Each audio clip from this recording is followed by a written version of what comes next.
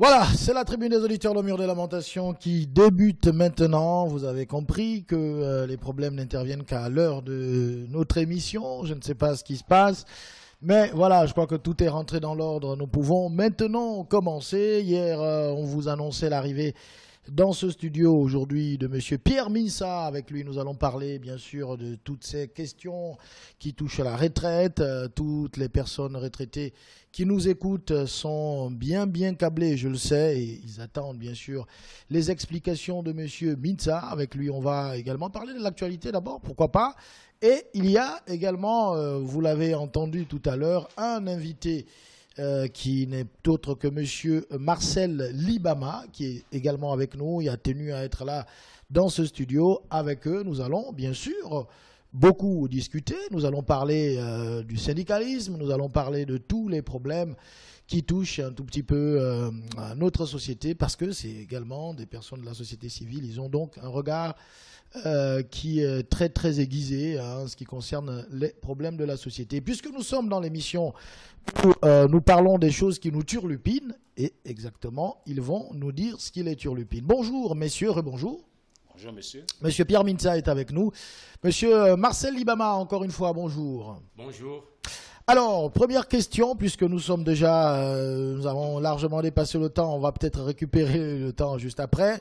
Déjà l'actualité, c'est, on parle du Haut Commissariat de la République. Vous avez suivi comme nous le Conseil des ministres, la nomination du Haut Conseiller de la République. Alors, peut-être, qu'est-ce que vous avez... quelle a été votre réaction après? On a eu dans cette émission des auditeurs qui nous ont dit oui, mais ça va être encore des dépenses en plus pour la République. On aurait pu dépenser cet argent pour faire autre chose, etc. Est-ce que c'est votre point de vue? Qui prend la parole? Ah, mon aîné. D'accord. Marcel Libama. Merci déjà de nous recevoir sur ce plateau. Cette émission qui donne la parole à la société civile de manière assez régulière. Donc je tenais à vous remercier sincèrement pour cette invite. Quant à votre question sur les dernières nominations au niveau du commissariat et autres, bon, pour nous vraiment c'est le médecin après la mort. Parce que ce groupe d'hommes, pour nous, ça avait un sens si le président l'avait fait en début de mandat. Vous savez qu'en début de mandat, tout chef d'État lance des réformes. Et à la fin du mandat, on ne fait plus de réformes. À la fin du mandat, on caresse maintenant la population dans le sens du poil. On ne fait plus des réformes qui fâchent parce qu'on prépare maintenant une élection. Donc quand une équipe arrive à la veille d'une élection, le politique à l'intérieur, c'est électoraliste. Ce n'est pas efficace. Parce que là où on avait besoin des conseils, là on avait besoin d'être en début de mandat. Mais plus là, maintenant là. Parce que c'est perçu par les Gabonais comme de la gabegie.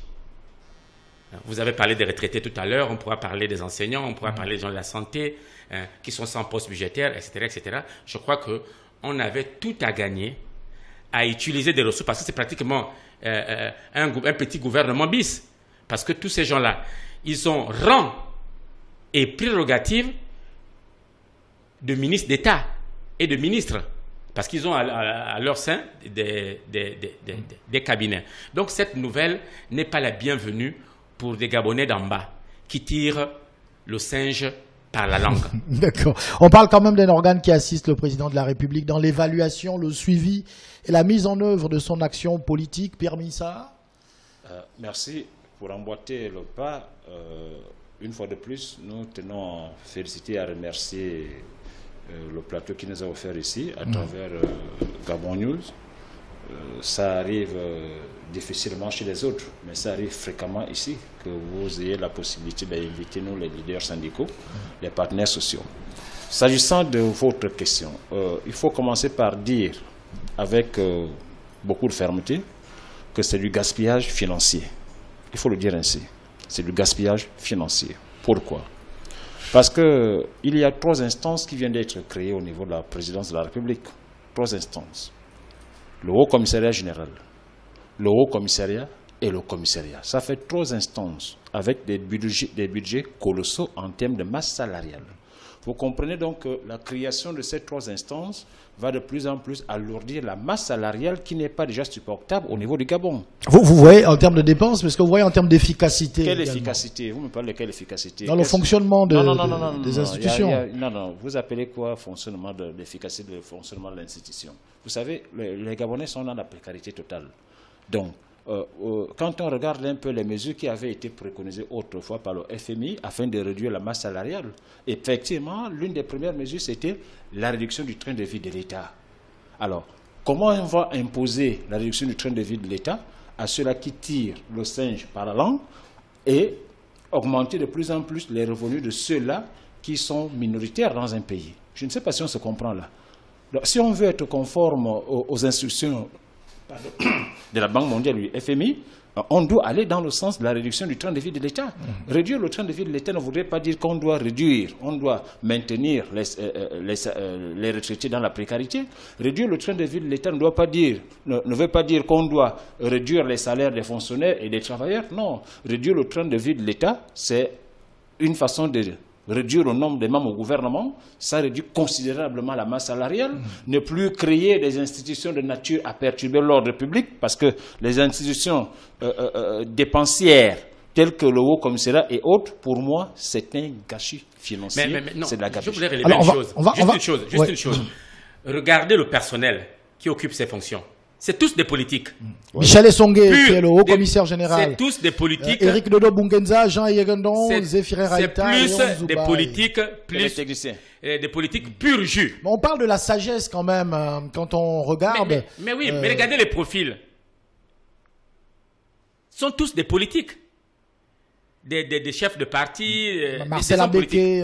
Voilà. Pierre Gaubian, Carlos Otinda, Fabrice Mamboula, excepté un peu Marcel Abeke qui arrive là un peu comme un cheveu dans la soupe. Je ne sais même pas ce qu'il vient faire là-dedans. Mais pour le reste, c'est les hommes politiques. Donc on sait que là, c'est déjà l'équipe de campagne du président Ali Bongo. Ça, c'est une équipe de campagne. D'accord, c'est votre point de vue. Les problèmes qu'on fait face, les Gabonais aujourd'hui, ce n'est pas les problèmes de campagne. Je voudrais qu'on termine. Les Gabonais, les problèmes existentiels, ont les problèmes d'eau, ont les problèmes d'électricité, ont les problèmes de route, ont les problèmes d'habitat, ont les problèmes, nous ne pensons pas que je voudrais qu'on termine ce groupe d'hommes politiques qui pourrait régler ces problèmes. Marcel Libama, juste pour le principe, est-ce que vous trouvez qu'un organe qui assiste le président de la République dans l'évaluation, le suivi et la mise en œuvre de son action politique est opportun en ce moment? Pas du tout. J'en veux pour preuve. On était venu nous vendre un gadget il y a quelque temps avec la coordination des affaires présidentielles, avec tout un cabinet. Cette coordination aussi avait pour mission d'assister le chef de l'État. Mais, à la fin de course, qu'est-ce que nous constatons? Ça n'a pas marché. Le président lui-même a pris sur lui la décision de dégager. Parce que ça n'a pas apporté des fruits, malgré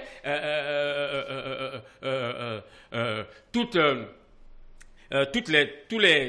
les missions qu'on a confiées à cette coordination. Mais en termes de ça n'a pas abouti. En termes de génération, quand vous regardez le Haut Commissariat de la République, on a des personnalités quand même qui sont d'une certaine sagesse quand même. Michel Essongué, aux côtés du président de la République. Ça apporte quand même un peu plus de stabilité. Le camarade Libama vient de dire quelque chose d'important. Autrefois, il y avait la coordination générale des affaires présidentielles, tenue par la jeunesse. Aujourd'hui, on nous ramène, après suppression de cette institution-là, qui avait pour rôle d'assister au quotidien le chef d'État, on crée une autre institution avec 3 instances pour alourdir encore de plus en plus la masse salariale. Quand vous parlez de sagesse, n'oublions pas que tout ce qui a été nommé là, peut-être excepté Marcel Abeke, tous c'est des commerçants. C'est des commerçants. Ils ont été là aux affaires. Et les hommes d'affaires. Et les hommes d'affaires. Ils ont été là aux affaires, ils n'ont jamais rien fait.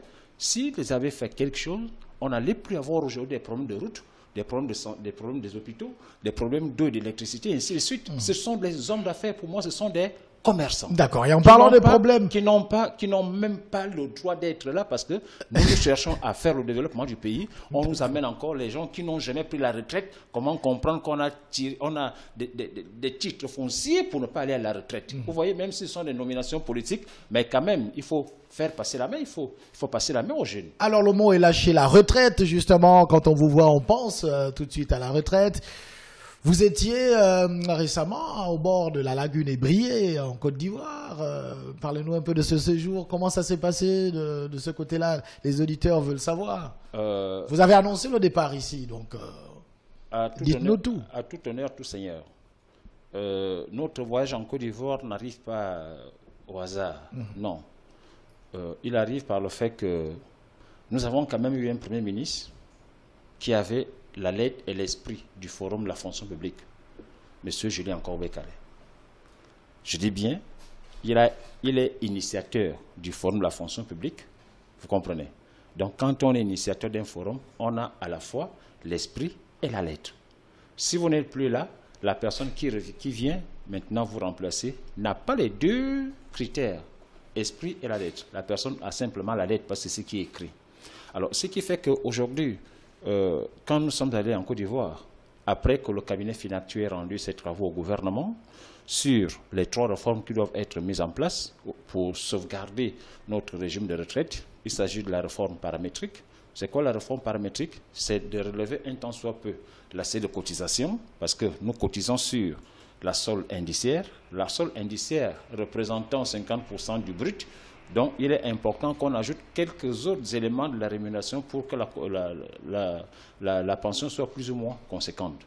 Il y a aussi dans la réforme paramétrique le relèvement du taux de cotisation, aussi bien pour le salarié que pour l'État. Parce qu'on part le taux de cotisation actuel pour le salarié, c'est 6%. Nous payons régulièrement. Le taux de cotisation actuel pour l'État, c'est 15%. L'État a du mal à s'acquitter de sa part, de 15%. Alors, et il y a aussi le taux d'annuité. Ce sont les quelques éléments qui entourent la réforme paramétrique. La deuxième réforme qui a été envisagée par le cabinet financier, il s'agit de la réforme institutionnelle. Ailleurs, dans tous les autres pays, les caisses sont autonomes. Le Trésor ne gère pas l'argent je voudrais dire l'argent de la retraite. Ce n'est pas géré par le Trésor public. Le Trésor public, c'est une caisse commune. Quand le chef de l'État veut voyager. Donc la caisse de la CPPF se trouve au Trésor. Mais oui. D'accord. Mais oui. Donc vous comprenez, je dis bien, l'argent des retraites, les pensions, cet argent ne doit pas être géré par le Trésor public, ce qui n'est pas le cas au Gabon. Vous voyez ce qui n'est pas le cas. Il faut une autonomie de gestion.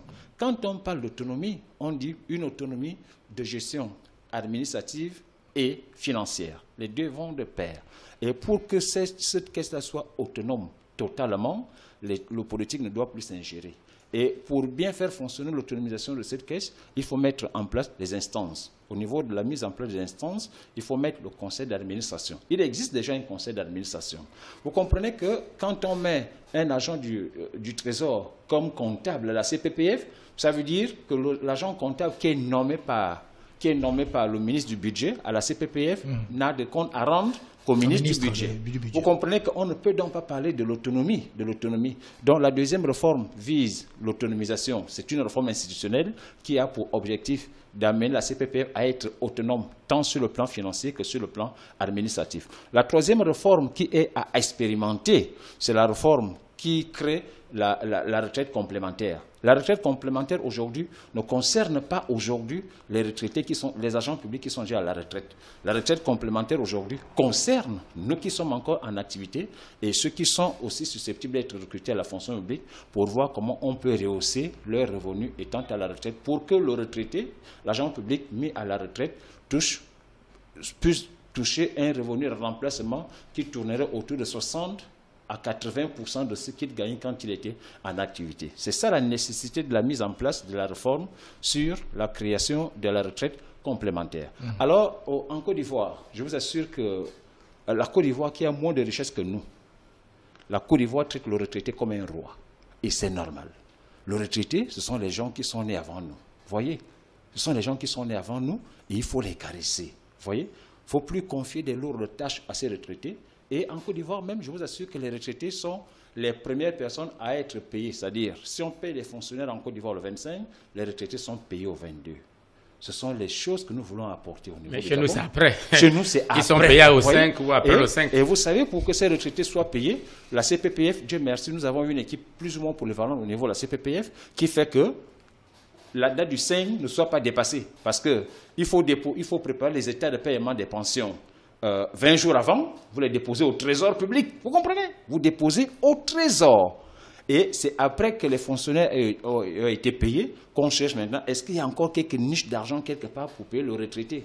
Vous voyez? Vous comprenez que le retraité, pour moi, quand il est à la retraite, c'est maintenant qu'il doit vivre de façon heureuse parce qu'il doit pouvoir voyager, il doit pouvoir exécuter ses loisirs et autres. Mais le retraité gabonais, pensez-vous que il ne bénéficie pas de la reconnaissance. Il ne bénéficie pas de la reconnaissance. Et c'est pourquoi je dis à tout honneur, tout seigneur. Alors, cette personne-là, c'était Julien Korbekal, malheureusement, même si quelqu'un ne veut pas l'entendre, malheureusement, M. Julien Korbekal avait déjà l'esprit d'améliorer. Beaucoup se posent des questions. Finactu a déjà rendu son travail. Qu'est-ce qu'on attend finalement? Mais c'est ce que je suis en train de vous expliquer. Finactu, après que le rapport ait été remis au gouvernement, après que la présentation a été faite à certains partenaires sociaux que nous sommes, ceux-là qui étaient en Côte d'Ivoire, pour faire l'harmonisation avec ce que nous avons vu en Côte d'Ivoire et ce qui a été proposé par Finactu. Le cabinet, je voudrais dire, la CPPF est en train de faire maintenant le tour de l'administration pour présenter le même rapport à toutes les administrations afin de permettre à ces administrations-là de s'arrimer aux nouvelles mesures qui arrivent. Vous savez qu'on pense retraite quand on est à la retraite, mais quand on est en activité, on ne parle pas retraite. Vous voyez? Donc, c'est un problème. Alors, donc, quand je vous dis qu'à tout honneur, tout seigneur, il faut reconnaître la qualité d'un homme.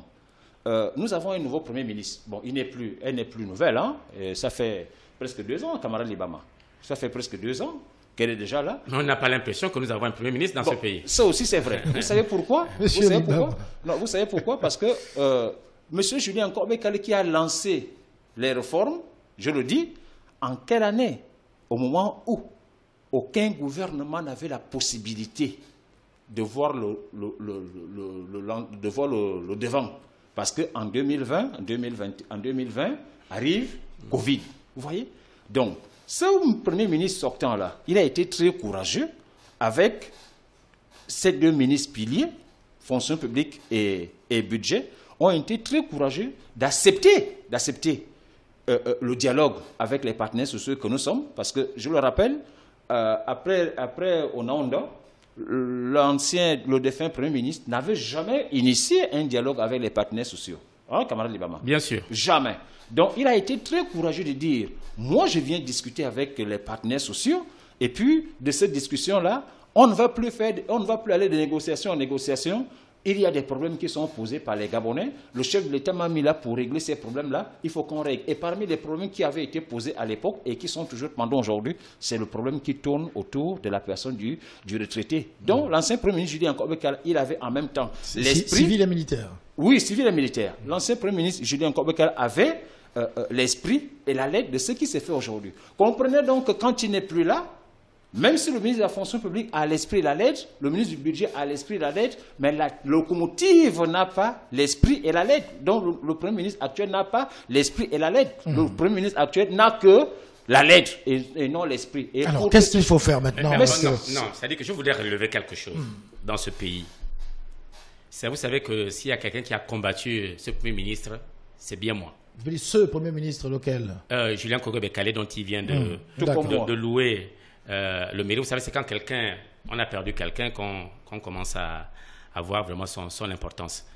Et on se plaignait, mais aujourd'hui on se rend compte qu'on est tombé vraiment plus bas. Mais ce que je voudrais dire, vous voyez dans ce pays, lorsqu'on est à la veille d'une élection, il n'y a pas seulement que le taux des crimes rituels dans le pays qui est élevé, mais il y a aussi des coups bas. Figurez-vous que ce monsieur, dans les réseaux sociaux, il est insulté. On fait des montages vidéo pour salir les gens.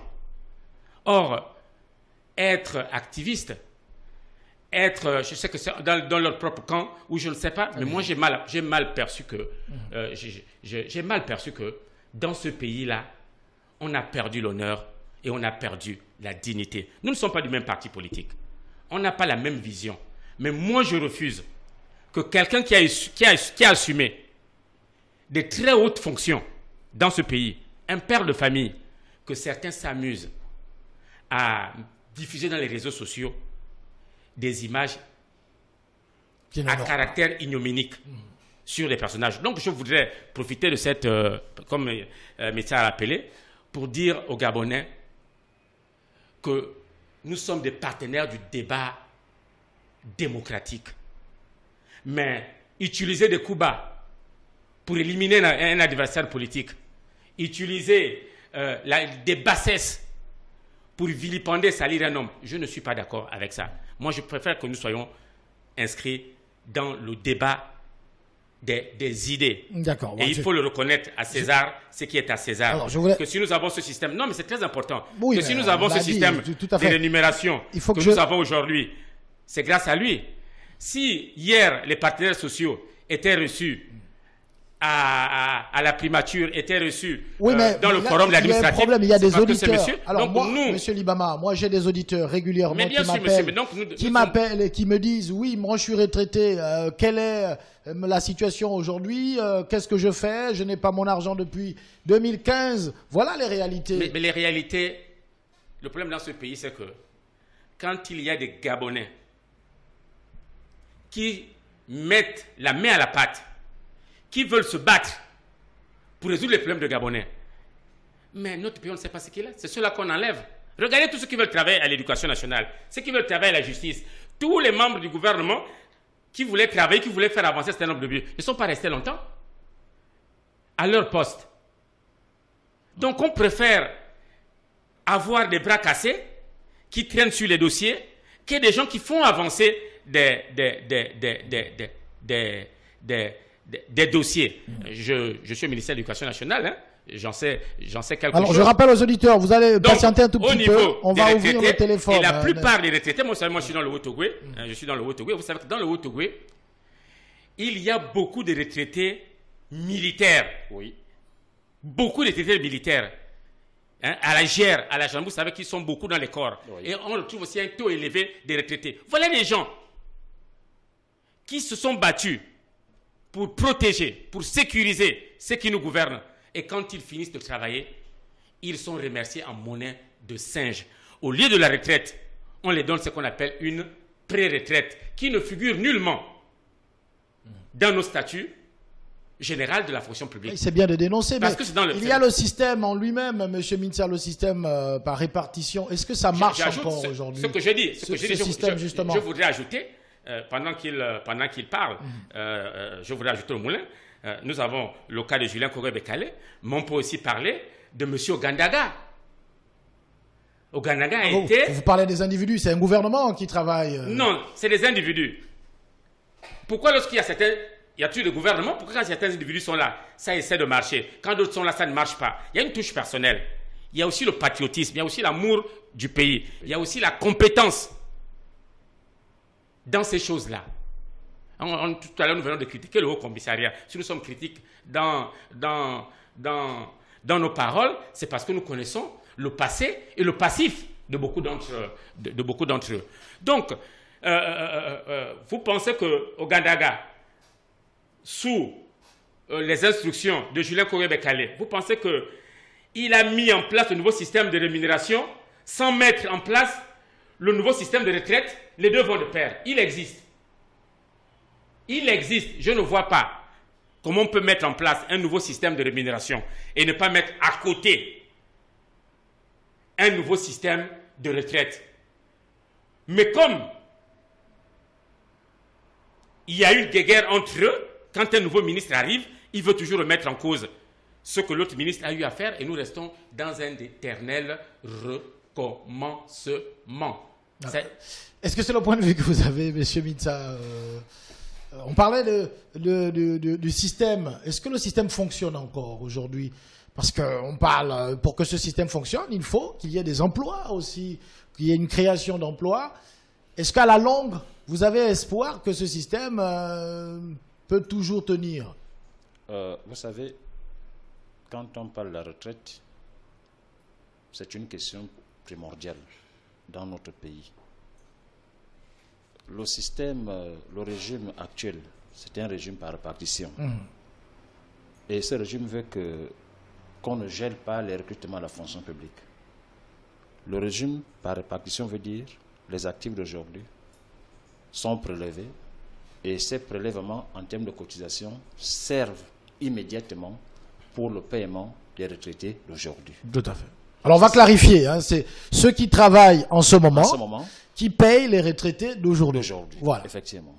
Donc, pour que ce retraité-là soit sécurisé, si on suspend, si on gèle les recrutements, on aura un déficit en termes de pension. Très simplement, s'il y a moins de travailleurs et il y a plus de retraités, ça va, le système prend un coup. Le système prend un coup. Et je voudrais, pour ceux qui ne le comprennent pas, je voudrais illustrer en disant, de 1960 à 2015, on avait environ 17 000 retraités. De 1960 à 2015, on avait environ 17 000 retraités civils et militaires.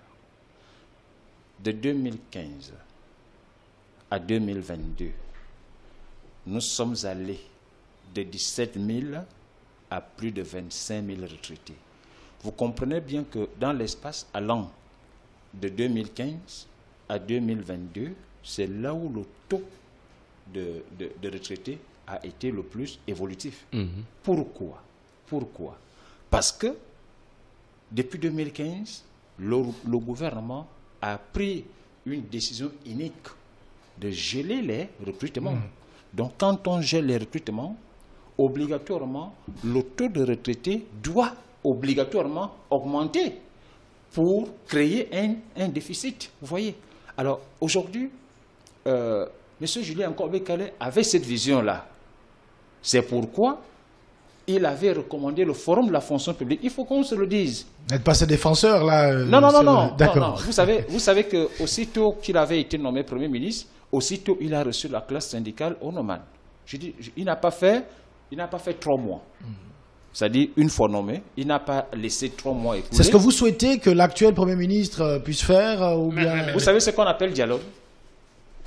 C'est 2 personnes. J'ai l'impression que vous avez des reproches à faire à l'actuel Premier ministre. Non, je n'ai pas de reproches à faire. Je dis ceci. Madame le Premier ministre actuel est hostile à la discussion. Je le dis. Vous savez, le dialogue, c'est entre deux. Et nous sommes appelés les partenaires. Partenaire veut dire quoi? Partenaire, c'est celui avec qui on discute tous les jours. Partenaire, c'est celui avec qui nous jouons dans la même équipe et on marque les buts de l'autre côté. C'est ceux-là qu'on appelle partenaires. C'est ça le partenariat. Pas des ennemis. Pas des ennemis, nous ne sommes pas des ennemis. Mais aujourd'hui, je vous dis qu'après Daniel Onondo, nous avons eu un autre Premier ministre, que Dieu ait son âme, monsieur le défunt Issouzou Ngondé. Pendant tout son séjour à la primature, il n'a jamais dialogué avec les partenaires sociaux que nous sommes. Et ça a créé beaucoup de problèmes. Monsieur Julien Nkobekale est arrivé, 3 mois après sa nomination, il a installé le dialogue. Monsieur Nkobekale est parti, le nouveau Premier ministre est arrivé, il a suspendu le dialogue. Est-ce qu'on se comprend là? Alors aujourd'hui, vous savez, quand le ministre de la fonction publique peut relayer une information auprès de Madame le Premier ministre, cette information n'a pas la même teneur que quand ça sort de la bouche d'un syndicaliste. Parce que le syndicaliste va dire les choses telles que les choses doivent être dites. Or, le ministre de la fonction publique ou le ministre du budget ou le ministre de l'économie, c'est pour habiller parce que c'est notre chef hiérarchique et autres. Et nous, on parle du partenariat. Ça veut dire quand nous sommes sur la même table de négociation. Donc on retient que Rose Christiane Osukara Ponda... Non, elle n'aime pas le dialogue. Je le dis, elle ne dialogue pas. Elle ne dialogue pas. Elle ne connaît pas le dialogue. Elle, c'est le dictat social. Elle ne connaît pas le dialogue social. Et le problème des retraités se retrouve à ce niveau, vous voyez. Parce qu'en l'absence d'avoir l'esprit et la lettre pour régler le problème des retraités, elle est obligée, parce que je rappelle que le gouvernement actuel ne prendra pas pour prolongation le dossier des retraités. C'est le gouvernement qui a commandé le travail qu'a fait Finactu. Oui, je suis d'accord. Vous savez, le gouvernement commande l'étude actuarielle. Les études actuarielles, n'est-ce pas? ça fait partie de la ligne droite qui avait été inscrite par l'ancien Premier ministre Julien Kobe-Kalin. Hein, vous voyez, le ministre du Budget a l'esprit et la lettre. Je le dis, il a l'esprit et la lettre. Donc quand on parle, il sait de quoi on parle. Il est ouvert à toute négociation. Mais étant entendu que lui, il est sous couvert, vous voyez, donc il y a des décisions que lui, il ne peut pas prendre. Ces décisions doivent être prises par qui? Par le Premier ministre. Est-ce qu'il y a la manière aussi, M. Libama, parce qu'on connaît un tout petit peu en fait, le caractère incisif des syndicalistes. Nous touchons comment vous vous y prenez, justement? Ben oui, nous sommes des lanceurs d'alerte. Les retraités sont victimes d'une double injustice. Oui. Après avoir rendu des loyaux services à la République, ils sont victimes d'une double injustice. La première, ils n'ont pas de retraite. Ils ont des pré-retraites. Qui dit pré-retraite dit un peu d'argent. Et vous savez que la vieillesse s'accompagne des maladies. Oui. Beaucoup sont diabétiques. L'hypertension, les rhumatismes, les AVC, les problèmes cardiaques, ce ne sont même pas des maladies, ce sont des états. Vous devez vous soigner toute la vie. Et paradoxalement, on n'investit pas dans la santé. Vous savez, je prends le cas à l'intérieur du pays. Il n'y a pas de médecins spécialistes. Ces villes-là, parfois, sont souvent obligées de quitter l'intérieur du pays, de quitter Mabanda, de quitter Minzik, de quitter Mekambo, pour venir faire un scanner à Libreville, parce que ça n'existe pas à l'intérieur du pays. Il n'y a pas de spécialistes. Il n'y a pas de spécialistes. Or, ce que le gouvernement devait faire, c'est augmenter l'offre sanitaire. C'est mettre les plateaux techniques, c'est envoyer du personnel de santé à l'intérieur. Ça va les soulager. Parce que si tu n'as pas de parents, hein, moi qui vous parle là, j'ai perdu ma mère, qui était une retraitée. Elle a fait un AVC. Elle s'en va à l'hôpital à Missa Bongo. À Franceville. On se rend compte qu'elle a un AVC. Mais l'AVC, si vous avez ça au niveau du cerveau, il faut savoir exactement l'endroit. Il faut un scanner. Et le scanner le plus proche, qui est à Franceville, il ne marche pas depuis la CAN, depuis 2012. Parce qu'il manque de salles. Le scanner qui fonctionne, qui est le plus proche de Franceville, se trouve à Oyo, au Congo. Parce qu'Oyo est plus proche de Franceville que Libreville. Comment Oyo, qui n'est ni la 3e ville, ni la 4e ville, ni la 5e ville du Congo, a un scanner? Vous voyez, c'est des petits riens. Mais ne voyez pas seulement la pré-retraite, il y a un peu d'argent. Mais voyez aussi que sur le plan sanitaire, ces gens-là, parce que pour beaucoup de Gabonais, quand ils viennent à Libreville, c'est pour travailler. Beaucoup veulent rentrer dans leur village, dans leur province, dans leur département, après avoir travaillé. Mais ils redoutent les conditions sanitaires. Parce que les médicaments du diabète, il faut le payer tous les jours. Il faut avoir un diabétologue. Donc voilà cette double injustice que je voudrais relever. Et ne pas améliorer le parti technique que le Premier ministre, chef du gouvernement. Il n'y a pas de médicaments. Il n'y a rien dans les dispensaires. Voilà. Il n'y a rien. On va permettre que vous voyez là, aux auditeurs d'intervenir maintenant parce qu'ils sont nombreux, ils veulent réagir. Il y a déjà des questions. Monsieur Mintsa, bonjour. Je voudrais savoir si l'arrimage de la pension retraite s'adresse aussi à la main-d'œuvre non permanente. Merci. Je peux répondre? Oui. Il faut déjà faire cette rectification-là. L'arrimage n'est pas la réforme. Les auditeurs qui nous suivent et le gouvernement qui nous écoute doivent savoir que l'étude actuelle qui a été recommandée par le gouvernement, cette étude n'a pas pour mission, je dis bien n'a pas pour mission de faire de l'arrimage des pensions une réforme. J'ai cité les 3 réformes qui sont préconisées. La réforme paramétrique, la réforme institutionnelle et la réforme sur la mise en place de la retraite complémentaire par capitalisation. L'arrimage des pensions, c'est une correction du fait que tous ceux qui sont allés à la retraite comme agents publics, civils et militaires, depuis la mise en place du nouveau système de rémunération à travers le décret 404 relatif au personnel civil et le décret 416 relatif au personnel militaire, ces gens-là n'ont pas l'argent qui doit leur être versé.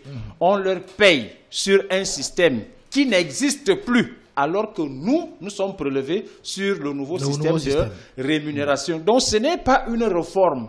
Et l'arrimage, c'est irréversible. Que le gouvernement le veuille ou pas. En termes de population de retraités, nous avons l'estuaire où il y a un tiers des retraités. Après l'estuaire, il y a le Wellington. Après le Wellington, c'est le Haut-Ogooué. En termes des effectifs des retraités, j'ai déjà cette cartographie dans la tête. Et après vient le Moyen-Ogooué et ainsi de suite. Vous comprenez que quand on parle de 25 000 retraités, il ne s'agit pas de 25 000 hommes et femmes simplement. Il s'agit de 25 000 hommes et femmes. 24 800 précisément. 24 800 hommes et femmes. Vous savez qu'au mois de mars, là, il y aura 200 qui vont encore aller à la retraite. Donc nous sommes déjà à 25 000 parce qu'il y a au moins 200 personnes qui vont à la retraite au Gabon chaque fin du mois. Donc quand on dit 25 000, il ne s'agit pas seulement de 25 000 hommes et femmes. Il s'agit de 25 000 hommes et femmes multipliés par 4 ou 5 parce que chaque retraité, chaque retraité a toute une famille. Et des petits-fils. Et des petits-fils. On va prendre un auditeur qui est déjà au bout du fil. La main de non permanent n'est pas concernée par l'aliment des pensions retraite. D'accord. Allô? Allô? Oui, bonjour, M. Patrick. Bonjour, M. Emerick. Oui, bon, je salue d'abord les partenaires sociaux qui sont vos invités. Merci. Et dire que je ne partage pas l'analyse de M. Libama, d'ailleurs que je salue.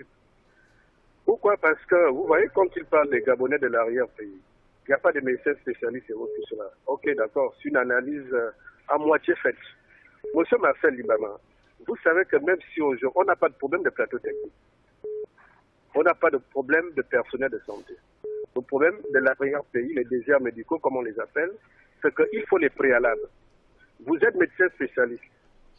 Vous voulez bien que si on vous affecte, que votre famille soit dans les conditions qu'il faut. Si on vous affecte, vous, en tant que médecin spécialiste, à Mimongo, où est-ce que vous pouvez inscrire votre enfant? Dans quel établissement pouvez-vous inscrire votre enfant? Il n'existe quasiment pas d'établissement. Déjà, rien que les voies d'accès, la route, il n'y a pas de route. À quoi ça sert d'envoyer des médecins spécialistes dans ces localités si déjà au départ, il n'y a pas de route?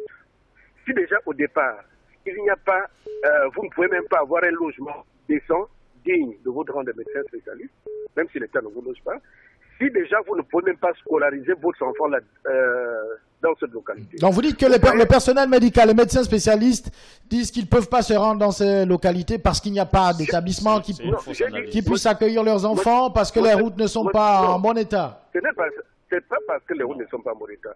Vous savez, M. Patrick Chaffery, votre enfant apprend à Bambino. Vous êtes médecin spécialiste.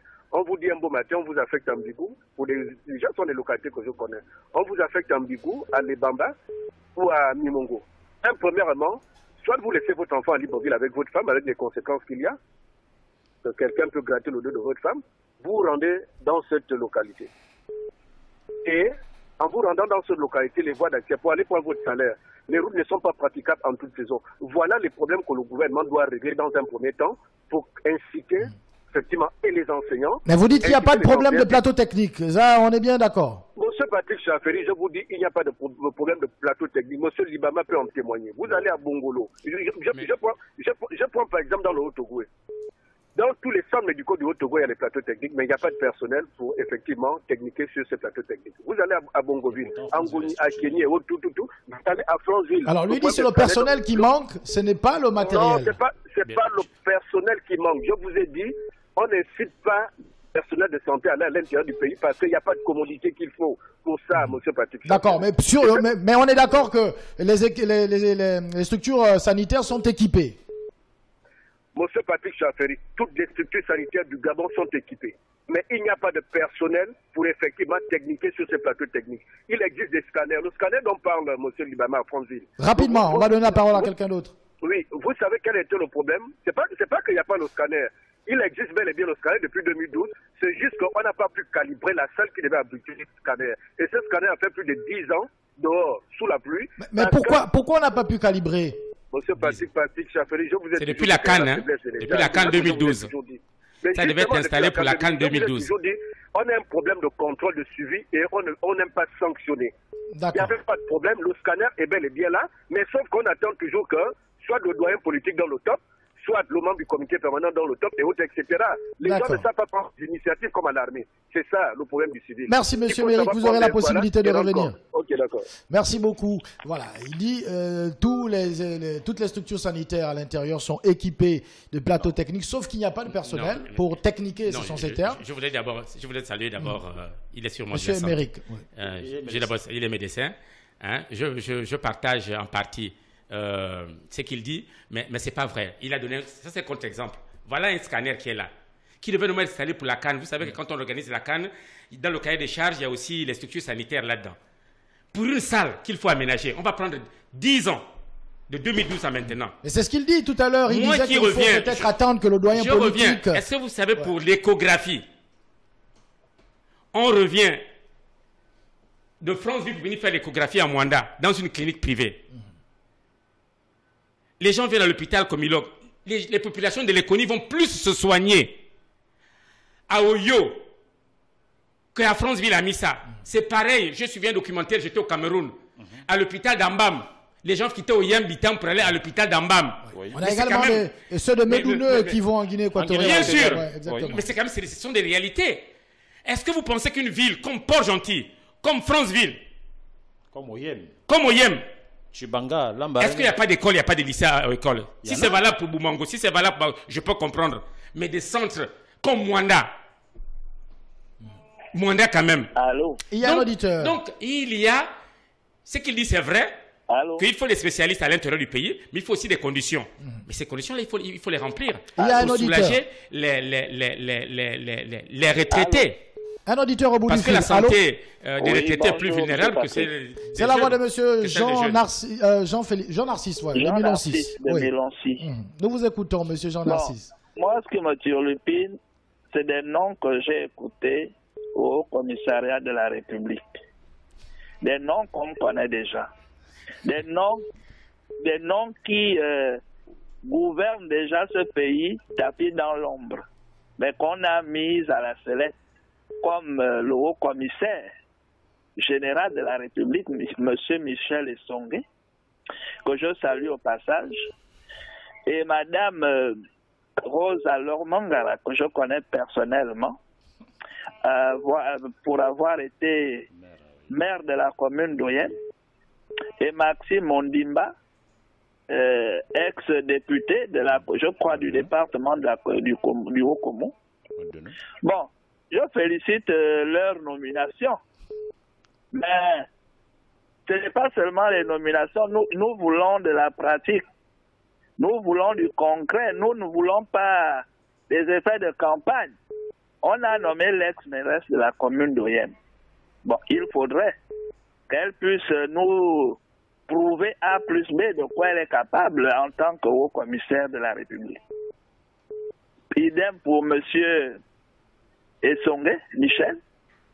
Idem pour Maxime Ondimba. Et Jean Yarandon également. Ce qui se passe dans ce pays me turlupine énormément. Il y a des réels problèmes. On nomme encore des gens de postes vraiment pas possibles.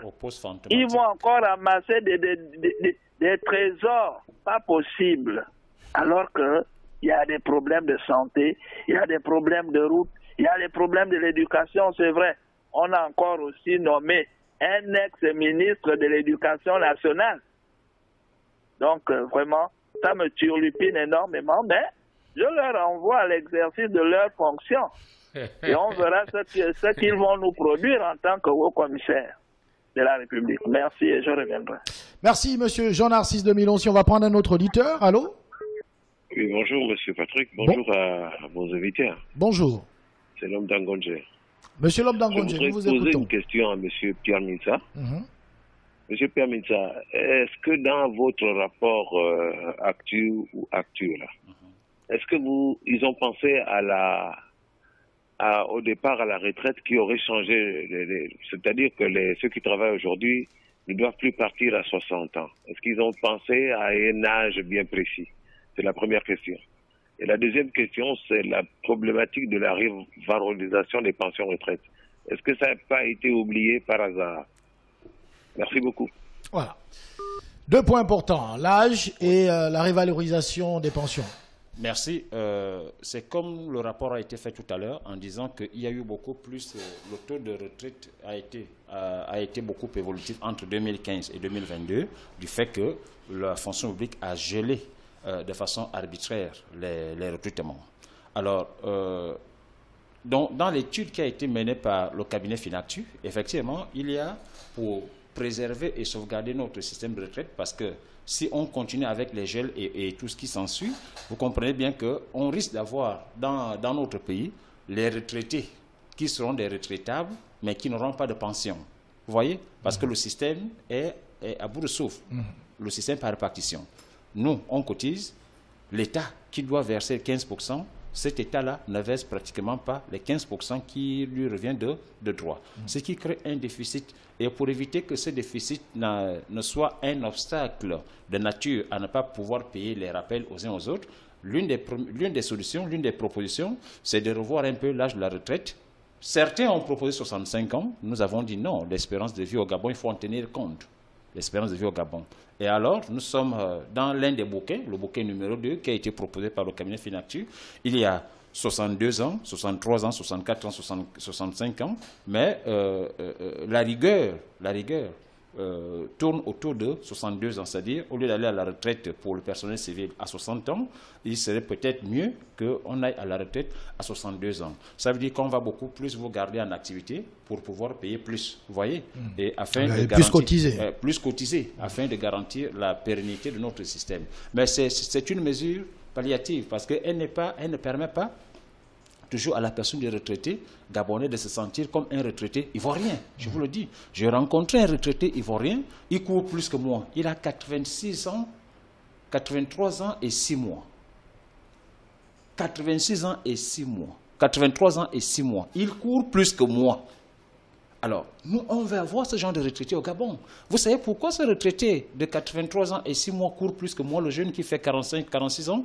C'est parce que les structures, les conditions de sécurité sociale sont réunies. Quand on parle des conditions de sécurité sociale, il y a automatiquement la réduction qu'on doit accorder à tous les retraités, que ce soit sur le plan hospitalier, que sur le plan routier, et ainsi de suite. Donc, ils ne doivent pas payer la même chose que nous qui sommes encore en activité. Ce sont des mesures que nous devons obligatoirement faire imposer ici au niveau de notre CPPF pour que la personne du retraité, parce que... On les soulage. Il faut les soulager. C'est des gens qui ont... Il présente sa carte. Il présente sa carte. Ouais. S'il doit payer, s'il doit payer le billet d'avion à 150 000, il paye peut-être le billet d'avion à 75 000 francs. Vous voyez, quand on met ces conditions-là en place pour le retraité, c'est pour permettre à ce retraité, qui est notre bibliothèque, vous voyez, parce que au niveau de la Côte d'Ivoire, on n'appelle pas ces agents publics, les retraités, on les appelle les agents publics à la retraite parce qu'ils ont encore beaucoup à donner. Ce sont les bibliothèques. Donc, l'hypothèse qui semble toucher les uns et les autres, c'est l'hypothèse de ramener l'âge de la retraite. Au lieu de 60 ans, l'âge passerait peut-être à 62 ans. Mais ce n'est pas encore une décision finale. Pourquoi? Parce que le gouvernement, jusqu'à preuve de contraire, le gouvernement n'a pas encore accepté de s'asseoir avec nous, les partenaires sociaux, pour qu'on en discute. Parce que amener l'âge à 62 ans, les statistiques qui ont été données par le ministère de l'Économie, le ministère de l'Intérieur, disent qu'au Gabon, l'espérance de vie après retraite, c'est 17 ans. Ce qui est faux. Vous voyez? Ce qui est faux. Il faut regarder déjà la qualité de nos retraités au Gabon en l'absence de toutes les conditions sociales réunies. Nos retraités qui peuvent encore être valables n'ont même pas 17 ans après retraite. Ce sont les données fausses. Donc nous voulons être en face du gouvernement Rose Christian Oussoukara Ponda, pour qu'on discute de la situation. Mais on ne peut pas l'être. Vous savez que le Premier ministre actuel n'aime pas le dialogue. D'accord. Voilà. Donc, on l'appelle même la grande...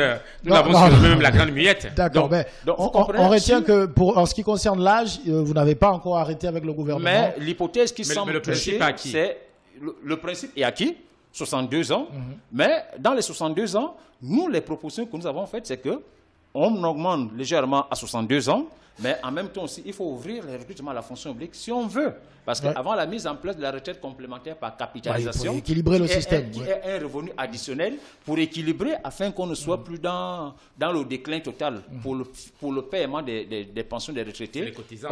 Des cotisants. Donc, pendant qu'on augmente l'âge un peu plus à 62 ans, il faut ouvrir au niveau de la fonction publique parce que dans aucun pays au monde, l'État est tombé en faillite. L'État la fonction publique est le plus gros employeur dans tous les pays. Donc, l'employeur qui est la fonction publique ne peut pas nous dire, pour des raisons fallacieuses qui sont dénoncées, qui sont données de part et d'autre, que la fonction publique est saturée. La révalorisation finalement maintenant, il va falloir que le très cher auditeur comprenne que quand on parle de l'arrimage concerne ceux-là qui sont allés à la retraite après la mise en place du nouveau système de rémunération. Donc, après, le nouveau système de rémunération a été mis en place par décret 404 pour les civils, par décret 416 pour le personnel militaire, le 25 juillet 2015. Donc, tous ceux qui sont allés à la retraite pour compter de la mise en place de ces deux décrets du système de rémunération sont concernés par l'arrimage des pensions retraite parce que ce sont nos cotisations qui permettent immédiatement de financer les pensions de ceux qui sont à la retraite aujourd'hui. Alors, la revalorisation, le texte existe déjà. Vous voyez, le décret 468, parce que pour le chef de l'État, les retraités aujourd'hui ne doivent pas être en principe dans ce qu'on appelle une allocation provisoire d'attente, que nous appelons la prépension. Ça ne doit pas exister. Il n'y a aucun texte qui parle de ça. Il n'y a aucun texte. Comme l'est le pré-salaire. Voilà, l'allocation provisoire d'attente, c'est-à-dire c'est quelque chose qu'on vous donne pendant que vous êtes encore en train de constituer votre dossier. Et sa durée de vie est de 3 mois. Vous voyez? C'est ça le texte. Sa durée de vie est de 3 mois. Maintenant, et ces allocations provisoires d'attente sont données aux retraités depuis 2015. Ça veut dire que nous n'avons pas encore consommé les 3 mois qui constituent la durée légale d'une allocation provisoire d'attente de 2015 à 2022. On n'a pas encore atteint les 3 mois. Vous voyez? Donc, le chef de l'État constatant que ceux qui sont allés à la retraite en 2015 auront des pensions trop élevées, je vous assure que le 19 août 2016, il a signé le décret 468 qui porte revalorisation des pensions de ceux qui sont allés à la retraite avant 2015. Mais effectivement, quand on parle de l'arrimage, pour la correction, et quand on parle de la revalorisation des pensions, le cabinet Finactu a fait un travail là-dessus, parce qu'on ne peut pas parler de l'arrimage sans la revalorisation des pensions retraite. Mais pour qu'il y ait revalorisation des pensions retraite, il faut d'abord au préalable corriger l'injustice qui a été créée par les gouvernants en manque de popularité. D'accord. Bonjour, messieurs les invités. Comment comprendre 3/4 d'entreprises prélèvent mais ne reversent pas à la CNSS, Sogatra et autres. Que fait le gouvernement? Il y a un autre auditeur qui nous dit, est-ce que le siège présidentiel est concerné dans les 62 ans de retraite? C'est la question que pose la DAX. Bonjour, monsieur Patrick, le directeur général de l'agence judiciaire me donne mon argent. Bon, ça c'est une question... on va prendre d'abord cet auditeur. Allô? Oui, monsieur Patrick, c'est monsieur Chasseri. J'aimerais dire... Monsieur Émeric. Oui, de demander au frère Pierre Mita de faire un peu très attention. Vous voyez, il y a une étude qui a été faite par le gouvernement, on vous propose une étude qui a été faite. Et le gouvernement sait dans quel esprit et quel est le résultat recherché à travers cette étude. Ce qui fait que vous, partenaires sociaux que vous êtes, vous ne proposez pas une contre-expertise, mais vous apportez juste, vous faites des commentaires, vous apportez des avis sur un travail qui a été fait et qui est sur le point d'aboutir. Prenons le cas de l'âge de la retraite à 62 ans. Déjà que vous cautionnez, puisque vous dites que le principe est acquis, ce n'est pas vous qui l'avez demandé. C'est cette étude qui propose, donc c'est le gouvernement qui propose à 22 ans, vous semblez apparemment l'adopter. Mais je vous dis, il faut faire très attention parce que il faut revoir la retraite à 62 ans au cas par cas. Au cas par cas.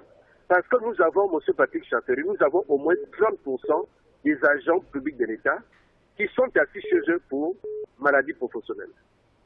Ils ne sont plus en activité, ils continuent à prendre leur but et qui ne peuvent même pas espérer, qui ne peuvent même pas aller en retraite anticipée. Ça veut dire que l'administration ne peut pas déclencher le processus de retraite anticipée parce que l'État ne peut pas payer. Donc, vous voyez que si mécaniquement, on arrive tout le monde à 62 ans de retraite, ça veut dire y compris ceux-là qui ne sont pas en activité. Mais on oublie que l'administration vise le rendement. Ne prenons pas des choses pour la norme. Même si aujourd'hui, il n'y a pas des outils, il n'y a pas de mécanismes pour évaluer le rendement d'un agent public, mais c'est pourquoi, M. Pierre Mita, je vous dis, est-ce que C'est pas tout le monde, c'est pas tout le monde qui doit aller en retraite à 62 ans. Il faut que l'administration ou la fonction publique fasse un recensement pour avoir un fichier social. Il y a des agents qui, depuis près de 5 ans, 6 ans, 7 ans, 8 ans, qui ne sont plus à leur lieu de travail, c'est pas de leur faute, parce qu'ils sont malades, et parce qu'aujourd'hui, l'administration, effectivement, n'arrive pas à les accompagner. Donc c'est pourquoi je vous dis, il faut être lucide. L'étude qui vous est proposée, ce n'est pas vous qui l'avez faite. On aurait bien voulu que sous notre cieux, que vous, partenaires sociaux que vous êtes, peut-être entourés d'experts, effectivement, en sécurité sociale et machin et tout, vous produisez une contre-expertise pour dire, voilà la réalité du Gabon. C'est une entreprise marocaine qui est venue faire cette étude et qui peut-être l'a fait en fonction de certains pays qui ont déjà expérimenté ça. Mais la culture gabonaise est tout autre. Elle est tout autre. Nous avons une fonction publique politique et une fonction publique sociale. Nous n'avons pas une fonction publique de carrière. Donc, il faut faire extrêmement attention. D'accord. Je voudrais juste... Je voudrais, mon très cher auditeur, que, en principe, ces expressions doivent concerner le gouvernement. Et je voudrais rappeler à l'auditeur que je suis membre de cette commission-là. Pour que le cabinet Finactu commence le travail, le cabinet Finactu et nous avons travaillé ensemble. Nous avons mis en exergue des paramètres pour que la pension retraite soit plus ou moins revalorisée. Donc, Pierre Mintsa n'est pas quelqu'un qu'on est allé chercher quelque part là-bas pour dire, bon, va un peu pas. Non, non, non, je suis membre actif permanent. Il faut qu'il le comprenne. Et le gouvernement n'a jamais rien fait sans pression des syndicats. Pour qu'on en arrive là, le combat a commencé depuis 2018. Nous n'avons jamais rien obtenu dans la grille salariale sans pression sociale. Ah, là, je suis en train de dire à mon très cher auditeur que Pierre Mintsa, ce n'est pas quelqu'un qu'on allait prendre là-bas. Il est dans l'étude actuarielle. Parce que avant de lancer les travaux, avant de confier les données, les paramètres au cabinet Finactu, nous avons eu des séances de travail. Qu'est-ce qu'il faut toucher? Nous avons proposé. Le gouvernement n'a jamais rien fait pour nous sans pression. Retenez-le ainsi. Alors, quand il parle aussi de l'esprit, mais Pierre Mintsa, j'ai l'esprit. J'ai aussi même la lettre. Parce qu'il dit, quand le gouvernement a commandé l'étude actuarielle, parce qu'il y a l'esprit et la lettre, mais Pierre Mintsa étant membre de cette commission-là, je sais ce que nous nous sommes dit. Ce que nous nous sommes dit, c'est d'arrimer tout de suite et maintenant les pensions retraites. Alors, il n'y a pas autre choix que d'aller vers l'arrivement des pensions retraites. Il n'y a pas autre choix. Et la question que mon très cher auditeur ne semble pas comprendre, c'est que même officiellement, quand on parle de l'âge de la retraite à 60 ans aujourd'hui, mais ce n'est pas tout le monde qui va à la retraite à 60 ans. Ce n'est pas tout le monde. Ce n'est pas tout le monde qui va à la retraite à 60 ans. Les militaires ne vont pas tous à 60 ans. C'est en fonction des cas. Tous ces cas-là ont été étudiés. Tous ces cas ont été étudiés. Même à la fonction publique. Même à la fonction publique. C'est que qui sont en catégorie C ou B ne vont pas à 60 ans. 60 ans. Ils vont à 57 ans. Il faut qu'ils comprennent ça, que nous avons étudié tout ça. Et pour ceux-là qui sont déjà concernés par l'âge de départ à la retraite à 60 ans, ce sont les mêmes qui seront retouchés. Parce que nous savons, on va aller au cas par cas. Mais pour ceux qui présentent des maladies professionnelles, c'est la raison pour laquelle, s'ils ont suivi le camarade Ibama ici, quand il parlait de la mise en place du nouveau système avec l'ancien ministre Jean-Marie Ogadanga, mais il avait été dit qu'après la mise en place du nouveau système de rémunération en 2015, il devait y avoir la finalisation d'un autre projet que nous avons appelé les PDEVRA, le programme de départ volontaire à la retraite anticipée, PDEVRA. Vous voyez, qui s'accompagne aussi de la grille indiciaire des pensions. Mais aussitôt parti, les projets sont morts. Bon, donc, s'il y avait continuité dans le gouvernement, ça veut dire ce qui venait après, bien sûr. Toutes ces personnes-là qui sont dans les maladies professionnelles, qui sont assis à la maison, et ça j'en conviens avec lui, il y a des agents publics qui sont à la maison, pas parce qu'ils veulent être à la maison, c'est parce qu'ils sont malades professionnellement. Est-ce que ces gens-là doivent aussi aller à la retraite à 62 ans? Mais non, non. Les réformes veulent qu'on trouve aussi des moyens à ces gens-là pour qu'ils aillent à la retraite anticipée. Parce que les projets avaient déjà été mis en place. Il s'agit de PDEVRA. Donc, je demande à ce cher auditeur de voir... On note que 62 ans, c'est à titre indicatif. C'est à titre indicatif, mais nous regardons au cas par cas. Mais ce n'est même pas 60 ans. Quand je parle de principe, c'est-à-dire que d'augmenter l'âge, ce principe-là est acquis. On n'a pas encore arrêté l'âge. Tout à fait. Voilà. Et même le principe qu'il est en train d'évoquer, parce qu'il y a un autre aussi, c'est qu'on parle sur la pénibilité. Oui, effectivement. Il y a aussi la pénibilité. Si vous avez un poste pénible, vous ne pouvez pas aller à 62 ans. À 60 Ce sont les cas qui sont Il y a une question d'un auditeur qui dit bonjour monsieur Minsa et bonjour monsieur Libama. Dites-moi, est-ce que aller en retraite en 62 ans, ça concerne aussi les retraités du privé CNSS? Il faut déjà dire que... Est-ce que tout ce que vous faites là concerne également ceux de la CNSS? Non, vous voyez, c'est ce que nous déplorons ici au Gabon. Quand on parle des institutions de prévoyance sociale, les IPS doivent travailler ensemble. Donc, quand une réforme est engagée dans le secteur public, la même réforme devrait être engagée dans le secteur privé. Parallèlement. Mais chez nous ici, les caisses ne veulent même pas travailler ensemble. Les caisses ne veulent même pas engager les réformes ensemble. Nous ne savons pas pourquoi il y a ce problème d'ego.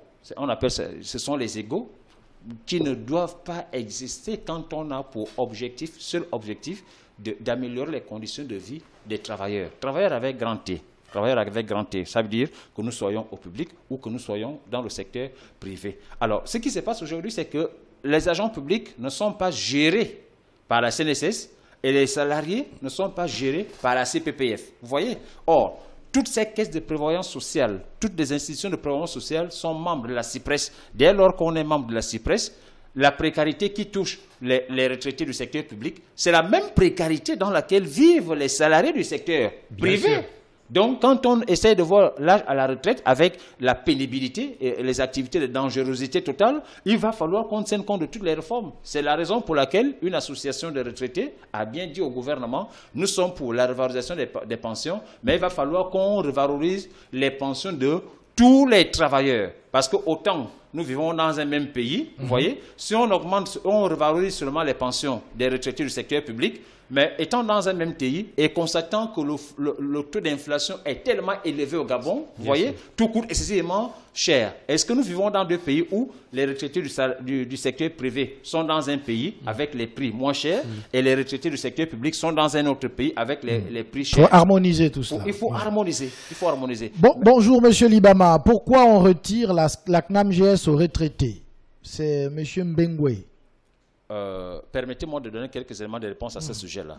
Lors du forum de la fonction publique, avec la mise en place de 144 recommandations, effectivement, nous avons posé ce problème-là. Le retraité, aujourd'hui, si on regarde un peu les explications qui avaient été données par le professeur Gabriel Zomo, quand il y a eu le forum national de la retraite à Ngongé, il avait bien défini une personne économiquement faible.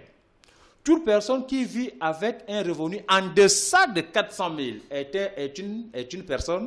un Gabonais économiquement faible.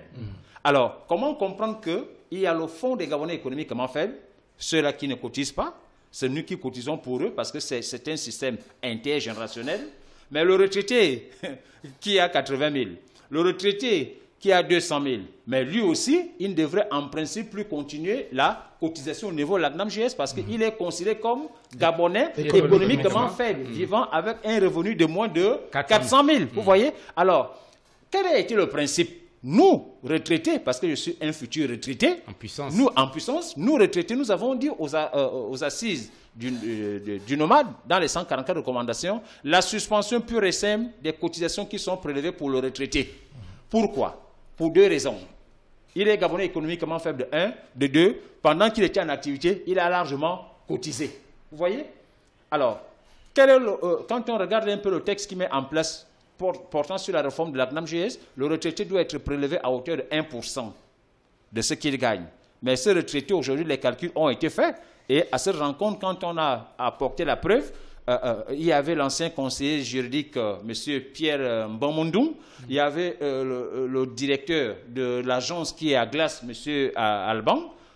On a apporté la preuve selon laquelle les retraités, au lieu d'être prélevés à 1%, sont plutôt prélevés à 1,63%. C'est une escroquerie organisée par la CNAMGS. Voilà. Un auditeur veut avoir le commentaire de M. Libama. Il dit, M. Libama, est-ce que vous savez que les agents de la santé de l'arrêté 000002 recrutés et affectés il y a 1 an demeurent sans pré-salaire ni salaire? Il demande votre commentaire. Ça fait mal. Très mal. Ça fait très mal. Quand on sait les conditions de vie déjà difficile à Libreville et à l'intérieur du pays. Surtout pour les gens qui sortent des écoles. Ils n'ont pas de parents à l'intérieur du pays et se retrouver dans cette situation-là. Ce qui montre à suffisance que nous avons encore du chemin. Hein. J'ai derrière moi plus de 30 années de syndicalisme. Mais c'est les mêmes problèmes.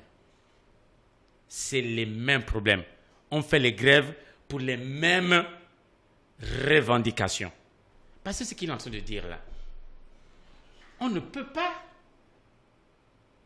utiliser un fonctionnaire et ne pas le payer. Donc, chers camarades, je voudrais dire, si c'est un syndicaliste, je dirais camarade, mais le monsieur que j'arrête là, que c'est pas normal.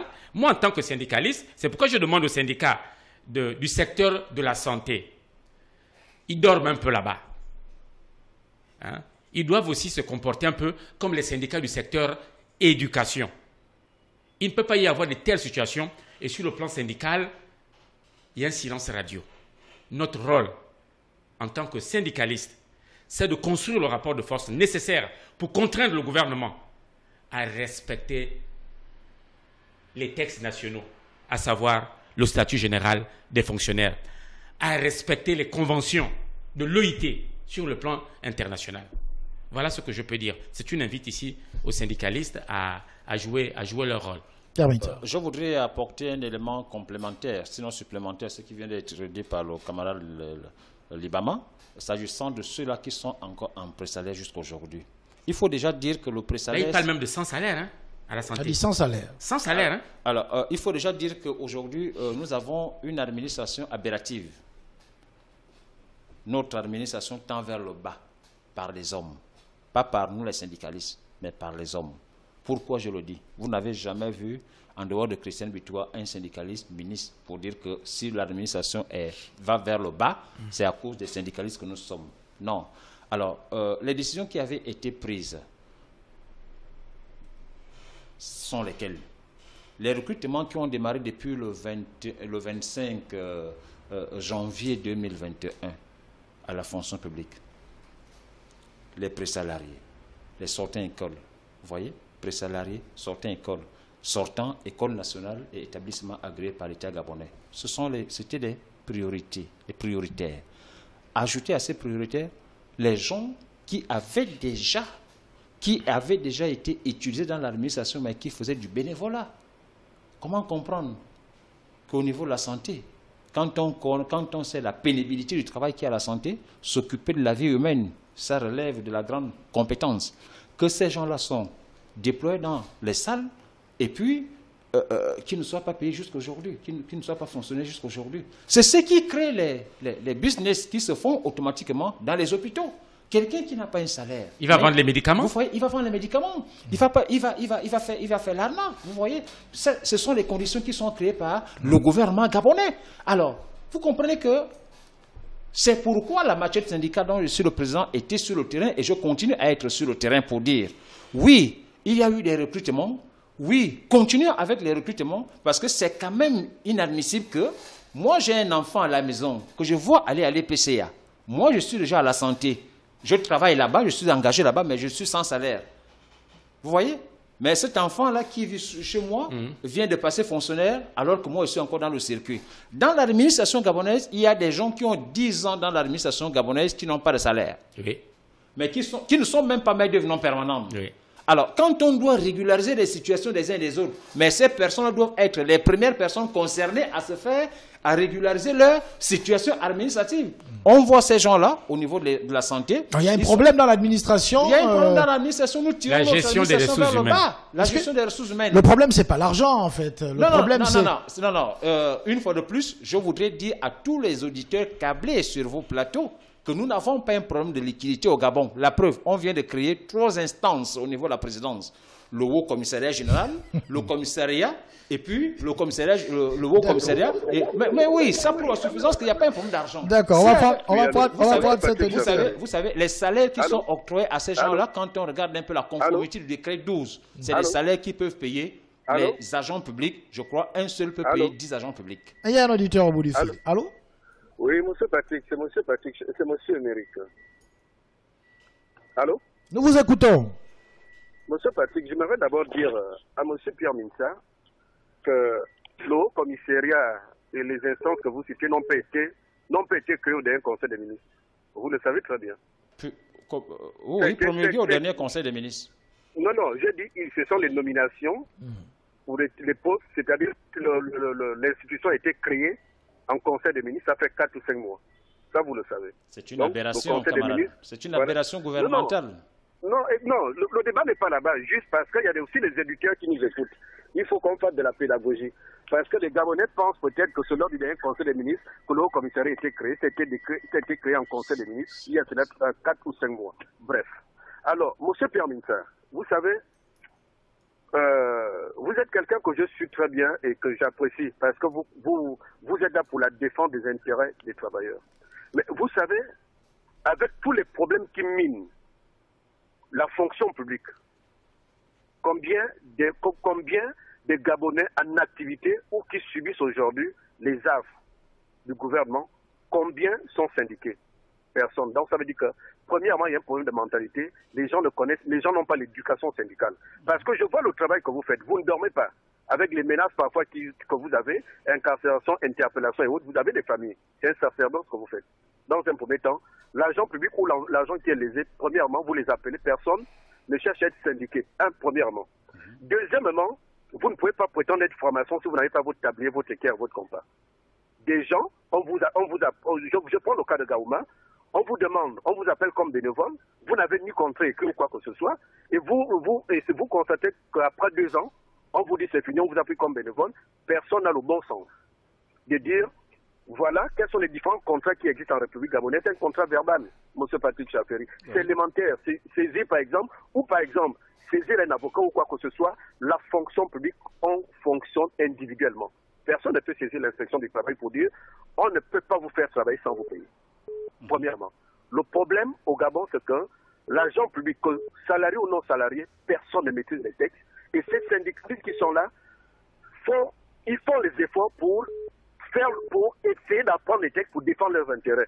Comment voulez-vous qu'on libère les gens? Comment voulez-vous qu'on traite de leurs problèmes si eux-mêmes ne font même pas le minimum qu'il faut?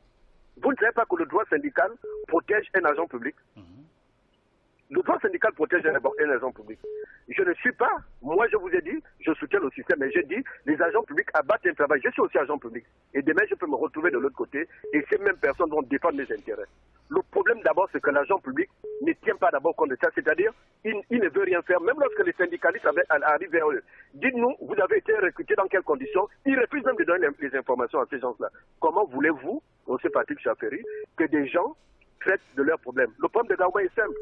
On ne peut pas vous dire, on vous a pris pendant la période Covid, la tendance est baissière, on vous a pris comme bénévole, et vous êtes payé par les deniers publics. Et vous êtes là assis à la maison, vous préférez venir sur les réseaux sociaux, depuis qu'on a des problèmes sur les réseaux sociaux.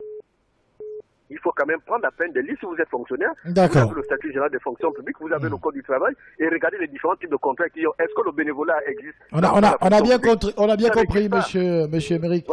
Voilà. On va également permettre à beaucoup de réagir. Allô? Je voudrais poser une autre question à M. Minsa, c'est M. Dangondje. Nous vous écoutons, M. Dangondje. Pierre, oui, camarade. Est-ce que dans cette histoire des Marocains, là, oui, il y a eu le calcul pour aller à la retraite? Est-ce qu'il y a eu un changement dans ces calculs-là? Calcul de quoi? Le calcul pour aller à la retraite. L'âge ou l'argent? Non, pas l'âge. L'âge, vous m'avez dit que c'était 62 ans. Dans les principes, principe acquis dans l'augmentation de l'âge. Ouais. Nous n'avons pas encore déterminé l'âge exact. Oui, c'est ça. Mais moi, je parle du calcul normalement qui se fait souvent au niveau du Trésor. Est-ce qu'au niveau de la CPPF, il y aura un nouveau changement de calcul? Permettez-moi de vous répondre, je comprends. Ok, merci. Je comprends. Nous sommes tous ensemble. D'accord. On va prendre un autre auditeur d'abord pour permettre à beaucoup de réagir. On va revenir, on prend des notes à chaque fois. Il y a un auditeur qui nous dit « Bonjour, je suis retraité depuis le 1er 7e mois 2011. Jusqu'à ce jour, je n'ai pas ma carte de retraité. » Voilà. Depuis 2011, le 1er 7e mois 2011, il n'a pas jusqu'à aujourd'hui sa carte de retraité. Il y a un autre auditeur qui nous dit, Monsieur Patrick, à quel âge pour aller à la retraite des chauffeurs? Merci. C'est Monsieur Ivan. Voilà. Les chauffeurs vont à quel âge à la retraite?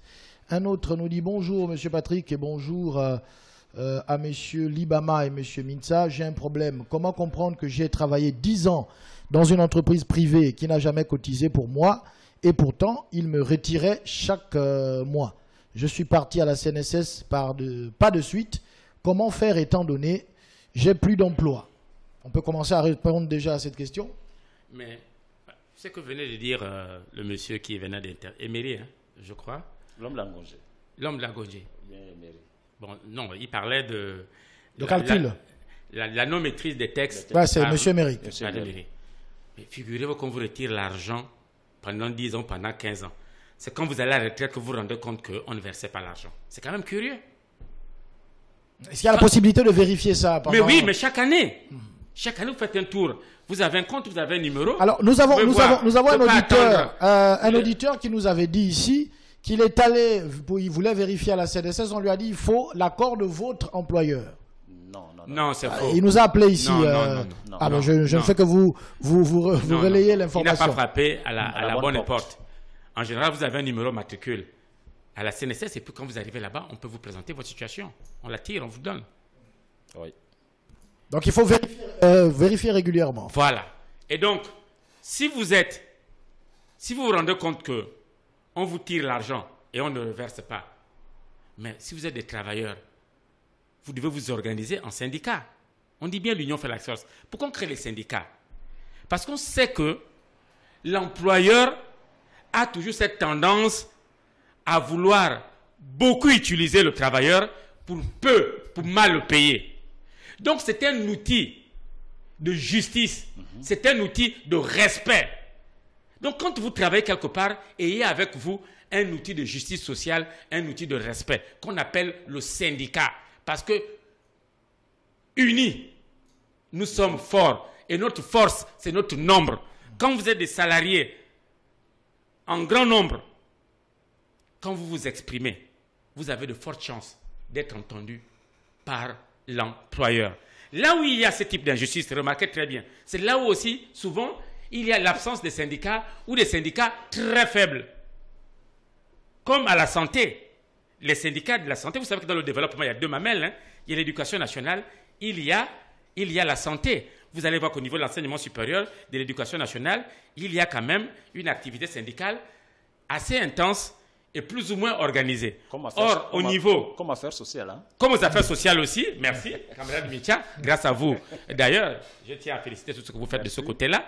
Mais il manque au niveau du secteur santé qui a une force énorme. Figurez-vous que lorsque l'hôpital est bloqué, lorsque les urgences sont bloquées, qu'est-ce que ça peut faire dans le pays? Donc, à ce niveau-là, nous, travailleuses et travailleurs, nous devons nous organiser dans nos organisations syndicales. Nous devons toujours prendre la peine, comme disait le camarade là. On ne peut pas être fonctionnaire sans connaître le statut général de la fonction publique, sans connaître le code de déontologie. Nous devons savoir cela. Or, beaucoup de gens qui sont fonctionnaires, ils arrivent à la fonction publique, ils ne savent même pas ce qu'on appelle le statut général des fonctionnaires. Ils ne savent même pas ce qu'on appelle un syndicat. Mais c'est lorsqu'ils ont des problèmes aujourd'hui. Beaucoup de retraités qui sont en train de parler aujourd'hui. Hier, quand ils étaient en exercice, ils étaient en train de travailler. Ils n'y pensaient pas. Ils ne pensaient pas. Tous ces gendarmes, tous ces policiers, ces militaires et autres, c'était ceux qui nous lançaient les bombes lacrymogènes. Alors que ce que nous étions en train de faire, c'était pour eux. C'est pourquoi ce n'est pas à la retraite. Là, quand on est à la retraite maintenant, on n'a plus trop de moyens de pression sur le gouvernement. C'est nous qui sommes aujourd'hui en activité, qui devons prendre à bras le corps. C'est nous qui sommes dans les universités, dans les lycées, qui devons prendre à bras le corps le problème des retraités. Parce que nous sommes tous des retraités en puissance. Alors, il y a des questions vraiment qu'il faut vraiment apporter, auxquelles il faut apporter des réponses. Un auditeur nous dit « Bonjour Monsieur Patrick et bonjour à vos invités. Je souhaiterais que Monsieur Mintsa nous éclaire sur le paiement des services rendus aux agents publics retraités. Est-ce que les services rendus vont être payés aux agents publics retraités, notamment civils ?»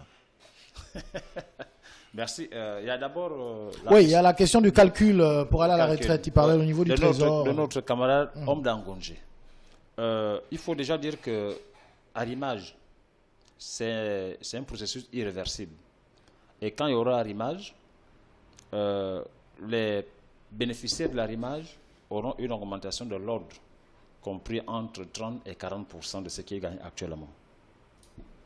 Conformément aussi à l'évolution que nous avons eue quand on a mis en place le nouveau système de rémunération. Je parle en connaissance de cause. Parce que si les salaires en activité ont augmenté de 30 ou 40% ou 50%, cela va de soi que les pensions aussi, lors de leur arrimage, augmentent de 30, 40 ou de 50%. C'est irréversible. Le chauffeur, quelle est la qualité du chauffeur? C'est la raison pour laquelle il faut mettre en place la nouvelle nomenclature des métiers au niveau de la fonction publique, parce qu'il y a des nouveaux métiers intégrants. Or, le chauffeur dans l'administration publique, il est dans la main-d'œuvre non permanente. C'est un diplômé. Vous voyez? Il va à la retraite à quel âge? Sa catégorie C. Vous voyez? Donc, c'est-à-dire, c'est un métier. Tout comme ceux-là qui manipulent l'informatique et l'outil informatique, le NTI, vous voyez? C'est les nouveaux métiers qui viennent là, mais qui ne sont pas encore reconnus au niveau de la fonction publique.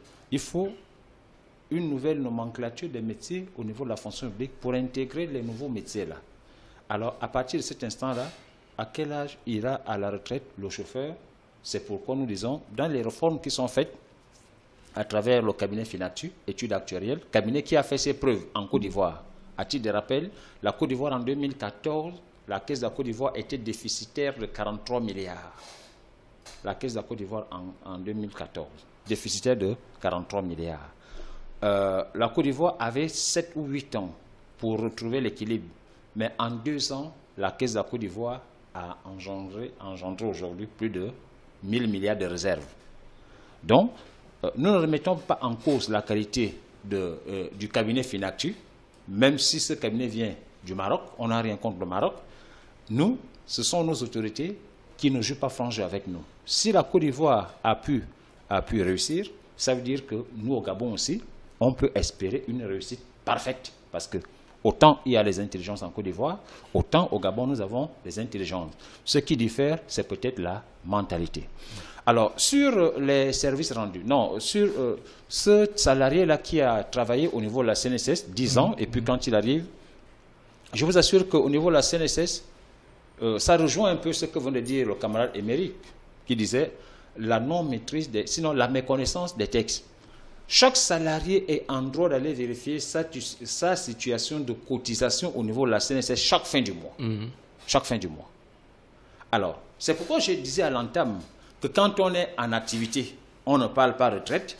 C'est quand on va à la retraite qu'on vient parler retraite. Or, la retraite doit être une doctrine. La retraite doit être comme une religion. Ça veut dire quand on est en activité, on doit déjà se dire dans la tête que j'irai à la retraite et pour que ma retraite soit meilleure, c'est maintenant que je dois commencer à m'occuper des problèmes de ma retraite. Or, les agents publics, hier, ne le faisaient pas. Les salariés du secteur privé ne le faisaient pas. Ils sont surpris que nous, en activité, on parle des problèmes de retraités. C'est parce que nous, on sait que ce qui est vécu actuellement par nos vaillants hommes et femmes qui ont servi le pays, qui sont dans les conditions de précarité, et c'est même des hommes à féliciter parce que ce n'est pas sûr que nous autres, on va arriver à cet âge. Si on arrive à cet âge, ce n'est pas sûr que nous, on puisse supporter ce qu'eux arrivent à supporter. C'est pourquoi, moi, vous me voyez, avec l'Ibama et les autres, vous nous voyez, on se bat aujourd'hui.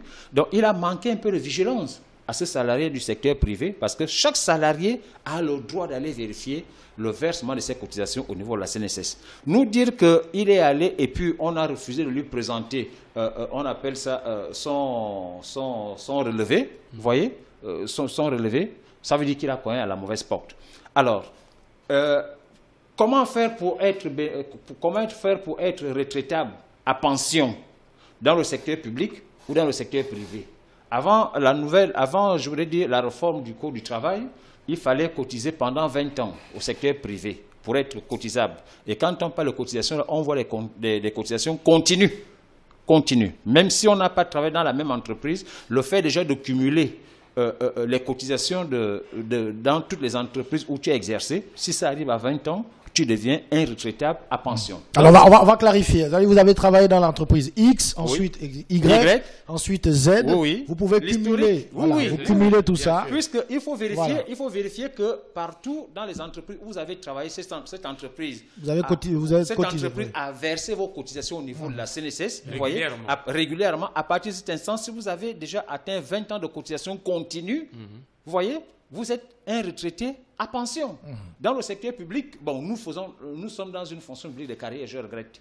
Pour le camarade qui a parlé de la fonction publique là. Nous, au Gabon, nous sommes dans une fonction publique de carrière, nous ne sommes pas dans une fonction publique d'emploi, mais de carrière. À partir du moment où nous sommes dans une fonction publique de carrière, ce fait par le fait que la loi 1/2005 du 4 février 2005 portant statut général de la fonction publique, en son article 86, a bien dit que tout agent public admis à faire valoir ses droits à la retraite a droit au paiement des services rendus.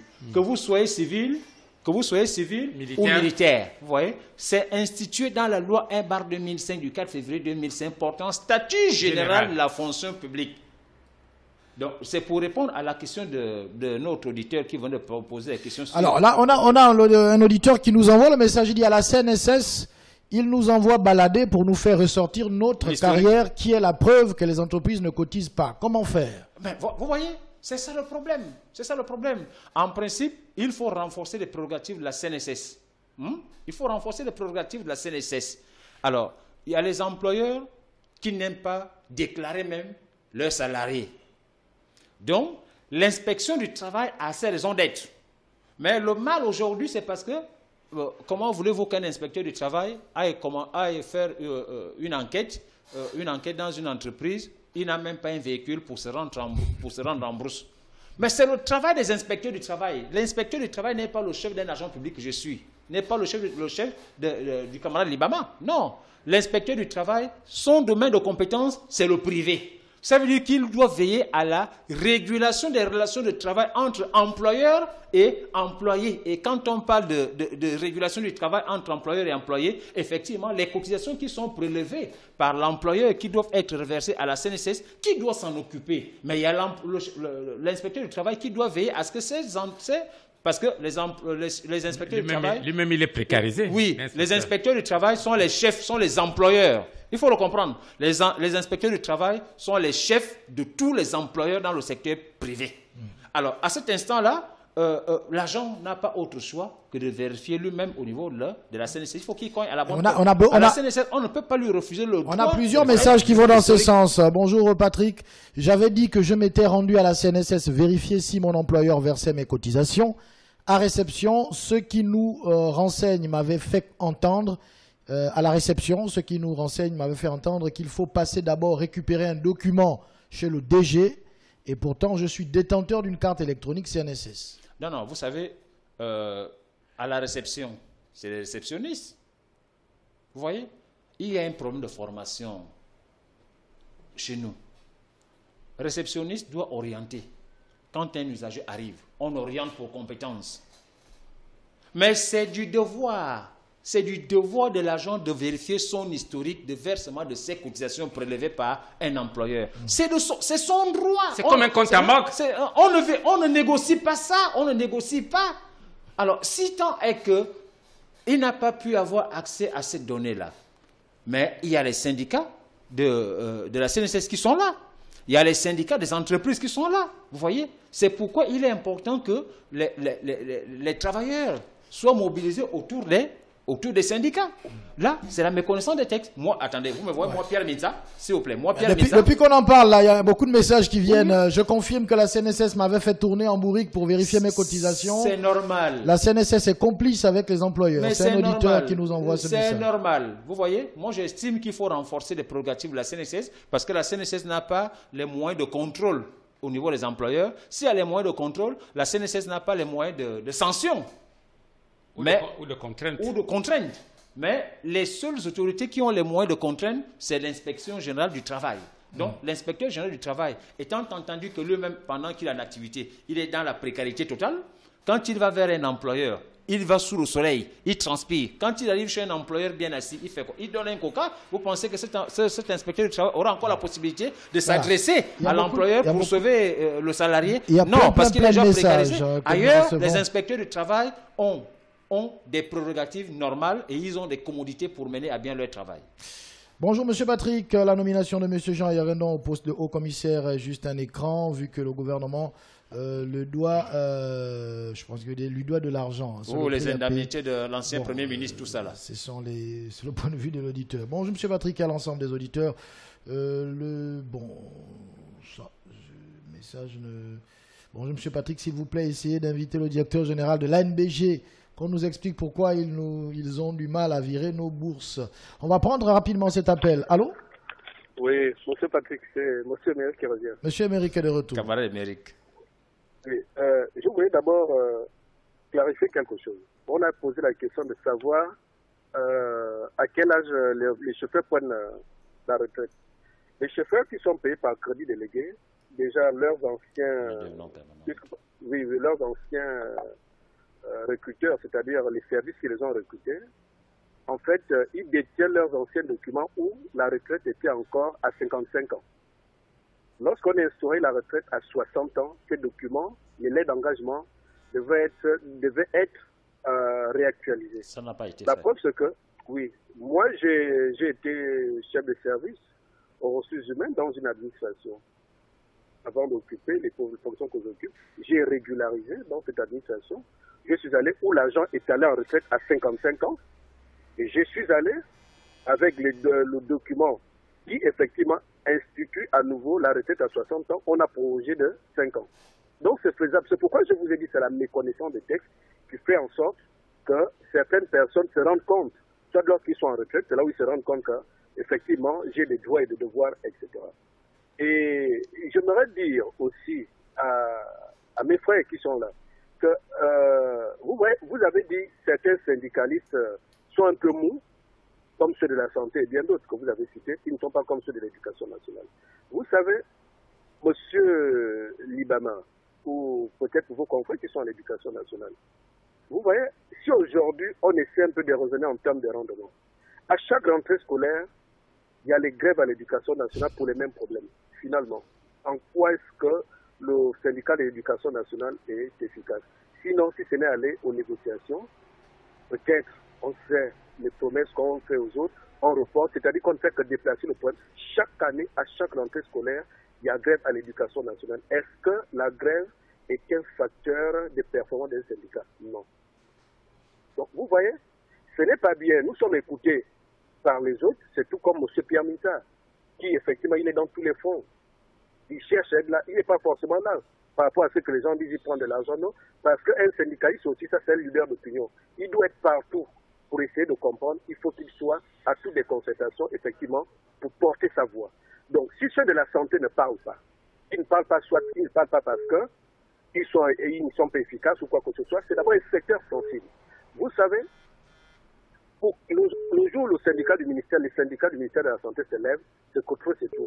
Parce qu'on sait que la seule fois que les syndicats du ministère de la Santé se lèvent, vous allez enregistrer au moins 20 morts par jour, même si ce n'est pas déclaré. Sinon on sait que nos secteurs sont sensibles. Donc, allez voir qu'ils font peut-être beaucoup preuve de sagesse en disant, c'est vrai, le mal est là, le personnel peut-être n'est pas dans les conditions, mais ce n'est pas comme un syndicat du ministère de la Culture ou des Affaires sociales. Excusez-moi, je ne veux pas minimiser cela, mais c'est pour dire qu'on gère quand même un secteur très sensible. Donc, Monsieur Libama, je saurais que le syndicat de l'éducation nationale est performant, non pas seulement en faisant du bruit, mais nous voulons au moins pendant 3 ans qu'il n'y ait pas de grève pendant les rentrées scolaires ou pendant une année pour qu'on évalue. Parce que c'est aussi ça le climat social, pour savoir que tout va bien, c'est lorsqu'il n'y a pas de grève. Merci Donc beaucoup. Vous allez me dire que dans un couple est un bon couple parce que tous les jours mari et femme se battent. Non. Mais c'est lorsqu'il n'y a pas de bruit dans la maison qu'on dit, ah, effectivement, c'est un couple machin et tout. Donc c'est un peu cette petite anecdote que je voulais donner. Merci monsieur. Merci monsieur Émeric. On va s'y permettre aux autres auditeurs d'intervenir. Allô? Oui, monsieur Patrick. Oui, c'est la dernière ligne droite. J'ai une question pour Marcel Libama. Quel est son point de vue par rapport à la classe intermédiaire qui a été créée par Monsieur le ministre de l'Éducation nationale. Bon. Bien, ça c'est du pilotage à vue. Ça c'est... Est-ce que vous avez d'abord compris l'idée qui sous-tend cette... Mais en fait, c'est un enfumage. Ce qu'il ne veut pas nous dire, c'est qu'ils sont dans l'incapacité de nous fournir les salles de classe nécessaires pour absorber le flux des élèves qui arrivent en 6e. Baobam s'y a essayé en créant ce qu'on appelle le turnover. Ça n'a pas marché. Le ministre Florentin Moussavo, il a amené le double flux. Ça n'a pas marché. Je crois que Michel Menga avait amené l'inscription des élèves de 6e dans les écoles privées. Ça n'a pas marché. Parce que, figurez-vous, que quand les enfants passent le concours d'entrée en 6e, ceux qui vont en 6e partent en fonction du nombre de salles de classe, pas parce que tu es admis. Chaque fin d'année, chaque responsable d'établissement secondaire donne les places libres.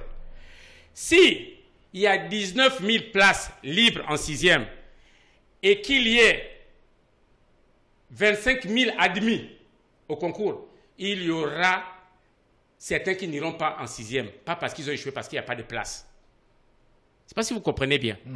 Maintenant, qu'est-ce que le ministère trouve? Bon, il veut maintenant mettre les enfants dans une 7e ou une 6e année. Vous voyez quel parent qui peut accepter que son enfant a eu la moyenne et ne pas aller en 6e et venir aller encore dans une école primaire? Ça ne sert à rien. Et cette expérience-là, nous l'avions essayé à l'époque, la 7e.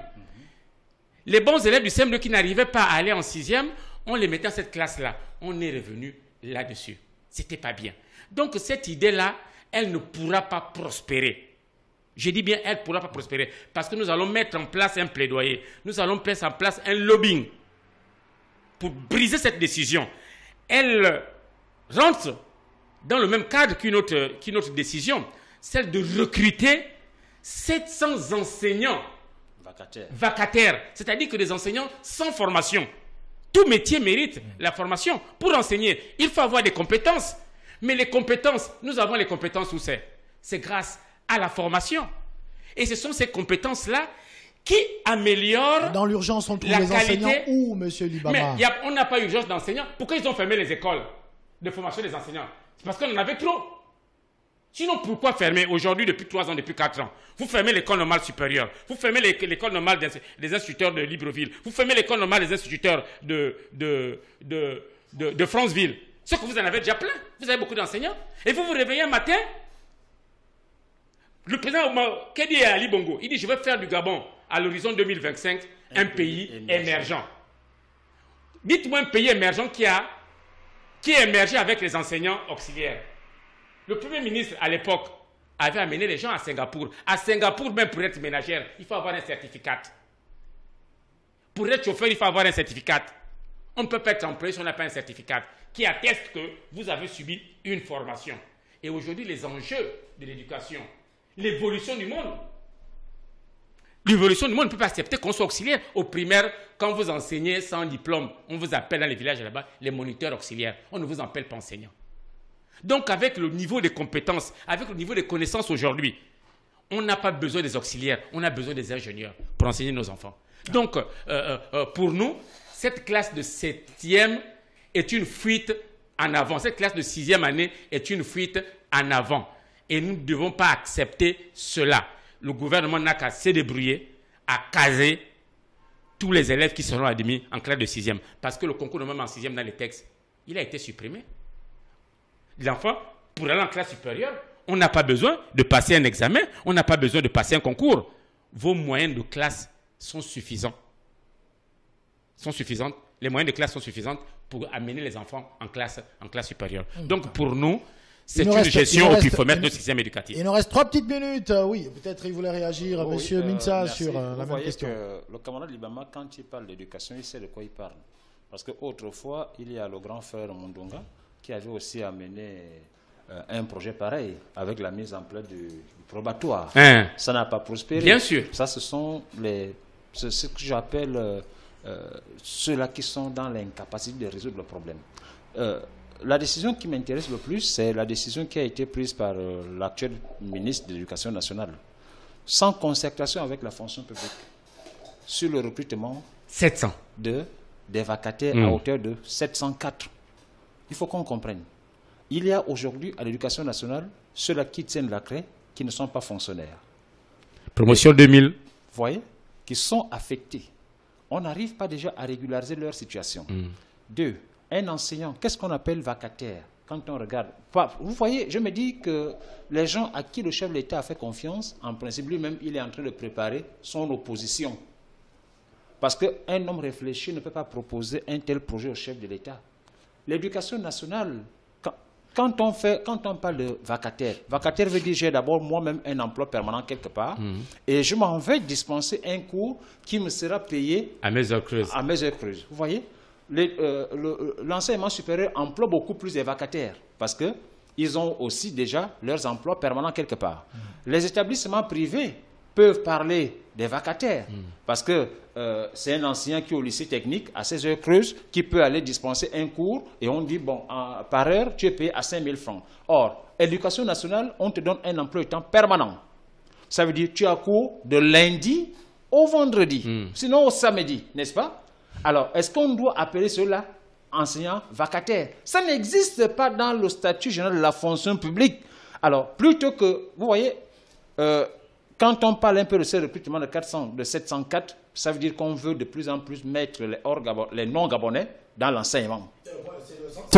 C'est le sentiment que vous avez. Oui. Mais il y a ceux qui sont formés qui sont assis. Hein. Il y a ceux qui sont formés, qui sont assis. Il y a les gens qui tiennent la craie depuis à l'éducation nationale, qui ne sont pas encore les fonctionnaires, et on veut encore aller créer un autre problème. Donc vous avez l'argent pour les vacataires et pas pour ceux qui travaillent. Ce que le ministre ne sait pas, c'est que on vient me prendre comme vacataire, moi je vais accepter ça maintenant, mais au bout de 2 ans, je vais commencer à revendiquer mon poste budgétaire au niveau de la fonction publique. Ça, c'est des grèves en perspective. Donc, ce sont des grèves que le ministre de l'Éducation nationale est en train de préparer au chef de l'État. Vous avez chacun 30 secondes pour boucler l'émission. On commence par Monsieur Libama, c'est vous qui avez commencé à prendre la parole dans l'émission.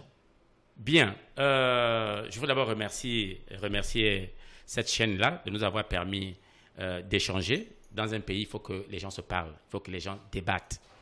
C'est du débat que jaillit la lumière. Je voudrais ici dénoncer des méthodes de notre âge pour éliminer des concurrents politiques à la veille des élections. Salir l'image d'autres compatriotes parce que ces compatriotes-là gênent. Donc, je voudrais dire que le Gabon appartient à nous tous. Et les syndicalistes que nous sommes la mémoire de notre administration. Parce que nous avons vu les premiers ministres passer. Nous avons vu les ministres passer. Nous avons vu les directeurs généraux passer.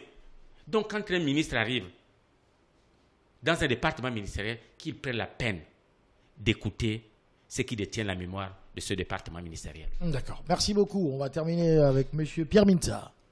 Merci. Il est important de rappeler que tout ce qui doit se faire aujourd'hui en termes de recrutement et puis les situations qui touchent la personne du retraité, l'initiateur, c'est quand même l'ancien Premier ministre, M. Julien Korbekale, qui avait l'esprit et la lettre de ce qui doit être fait.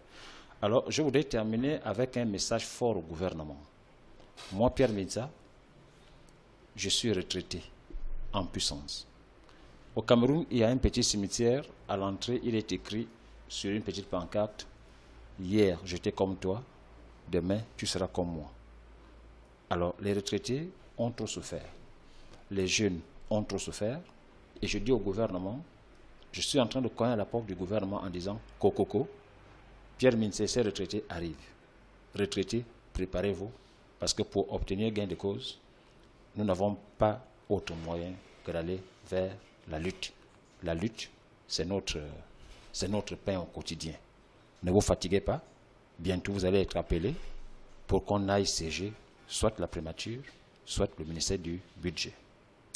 Seule la lutte libère. Merci beaucoup. Voilà, je rappelle que nous étions dans le cadre de l'émission La Tribune des auditeurs, le mur de lamentation, avec 2 invités prestigieux, M. Marcel Libama et monsieur Pierre Minsa qui sont venus nous parler du syndicalisme, également de l'actualité. On a parlé de tous les sujets, on a fait le tour quand même avec les auditeurs également qui intervenaient. Merci beaucoup, c'était une émission assez spéciale et on espère que si vous avez aimé, on en fera comme ça davantage et voilà, recevoir des invités et puis discuter, échanger directement avec les personnes ressources, celles qui sont au contact même avec les problèmes que vous vivez. Merci beaucoup à Bixé qui s'est battu comme un beau diable pour